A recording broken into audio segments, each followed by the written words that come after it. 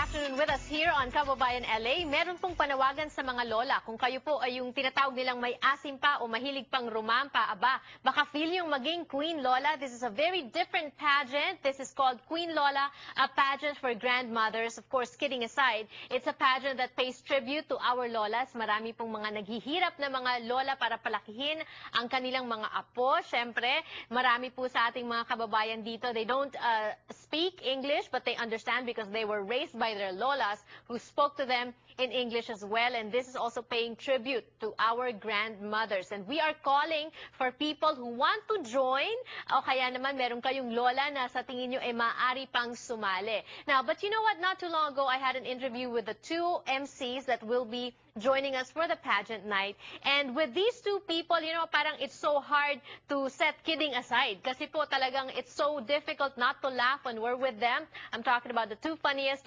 personalities in the Philippine-American community right now. Si Bernardo, si Kuya Burns, kilala natin siya. And of course, Fed de los Reyes na lumipad pa po from San Francisco. It is always fun whenever I have Bernardo here on the show. Kuya Bernie, hello and welcome back. Hello, parang past tense. Fund. Oh, fun. Hello sa mga viewers, ang magandang si Janelle. And diba? Miss Fed de los Reyes, last time you were here, we talked about the Facebook. And yes. How did that go? I'm sorry, I wasn't able to go. But Kaya nga. Oo nga, sayang nga. Nadelete Pwede ko. pa gawin ulit. Na-delete mo ang Facebook. Di ba, na-delete ba yun? O deactivate? Deactivate. Or reactivate? Ignore mo ako eh. Ignore. Ano pa ba? Like? Ano pa ba? Like, oo, wag kang nag-ignore. Bad It's yun. still, it's still going on. Ang dami pa ring material. May And we nawawala can- ng material. And we can still friend you on Facebook. Absolutely. Meron siyang yung page niya talagang para sa mga fans. Ah. Tsaka para sa mga lola rin, katulad mo. Medyo bold. Medyo bold. Uy, I want to see that. Okay, now, you're here to talk about Queen Lola. Yes. Alam Yes! Ay, I'm a young lola. Ako ang Lola ka na ba talaga? Hindi. last year's winner. Lola pa lang. Last year's winner ho ako, and para Ng sa Queen Lola. para sa mga glamorous grandmas out there, we're paying tribute to the Filipino Americans. Okay, they say that about the Filipino-American community here in Los Angeles, which is napakahihilig sa pageant. Sa LA lang ba yon? Sa San Francisco ba ganon? And I know you've lived in the East Coast. Ganon din. Everywhere ba? Pageant? Global lang ang vision namin. Pero right now, it's LA and San Francisco lang. Pero itong region na ito ng West Coast, we're hoping to get the candidates all the way from Seattle and all the way down from Sacramento. And Sana. this is what I like about this particular pageant. It's not your usual pageant because it's Queen Lola. Queen Lola, basta meron kang apo, lola ka. Pero kailangan apo, anak ng anak mo. Kailangan daw biologically female. Kaya hindi ako Kailangan. pwede. It has to be like, Akala ko, nanalo ka na last year eh. Pero Oo, pwede yun. sa transgender division, tinanggal namin din siya, ayaw ni Trump. yeah, you have to, it has to be Lola ka talaga. May Lola apo. ka talaga. And kahit anong age mo, kung 20 years old ka, lola At ka. kahit gaano kadaming apo. Ay, oo. The diba? more, the merrier. The many, yes, exactly. That's why let us make mention of insider events because they came up with this truly unique talagang concept, no? unique. Ngayon, pag sinabi mong pageant, syempre may evening gown. Amiga. Merong swimsuit! Yun ang gusto kong tanungin. Nakasalbabida sila lahat. No, Built-in salbabida. we want to showcase the modern Filipino Lola. Kasi di ba, matriarchal society ng mga Pilipino, it's Lola-centered, di ba? Marunong ang lahi natin magpahalaga sa matatanda. Okay. And May we hope to lay that out as the foundation of the whole thing. May talent portion. May talent portion. May portion. Talent portion. And may talent portion, And may yes. question and answer portion. Yung sa- Kahit anong talent. Yung talent portion, yung gano'ng kakagaling na apihin yung daughter-in-law mo.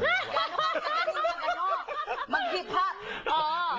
Singing, dance, whatever special talents they have, we want to showcase it. Pwede bang talent yung gaano kadaming anak mo? Baka sumali si Octo, ma'am. And they are joining us today because they will be emceeing and co-emceeing the Queen Lola pageant You night. don't know, ikaw ang aming glamorous anchor person. I think By so. the way.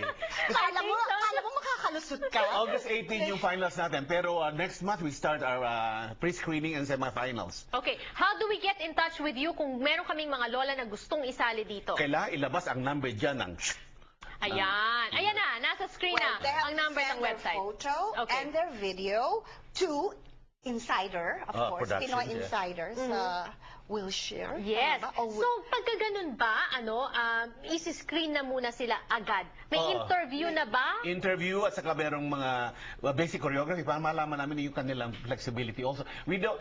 Paano yung mga naka-wheelchair? Pwede. Baka gumawa, uy, paano kung may talent? equal Exactly, opportunity naman tayo, no? But the whole thing is, Naka-wheelchair ka.